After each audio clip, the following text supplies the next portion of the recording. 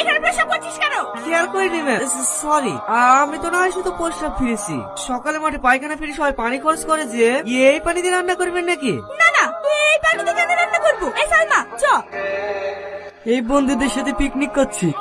তোমাকে দেখতে খুব ইচ্ছে করছে। একটা বড় মোবাইল কিনে দাও না জান, মাঝে মাঝে ভিডিও কল করা হবে। আচ্ছা ঠিক আছে দেবো।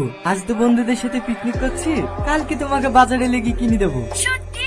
হ্যাঁ সত্যি। এই নাহলে তুমি আমার জান। রাখলাম হ্যাঁ। আচ্ছা ঠিক আছে।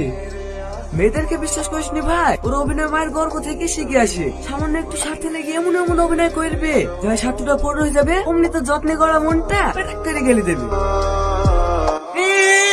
সাপ সাপ সাপ, ওইটা না একটা ছেলে দুটো আসছে। শুধু সাপ বলছে কেন, কাল না কিনবো এমন ফেসবুকে ঢেলে দিয়েছে রে ভাই, সে বিষয়ে হয়তো জলি পড়ে মুচ্ছি।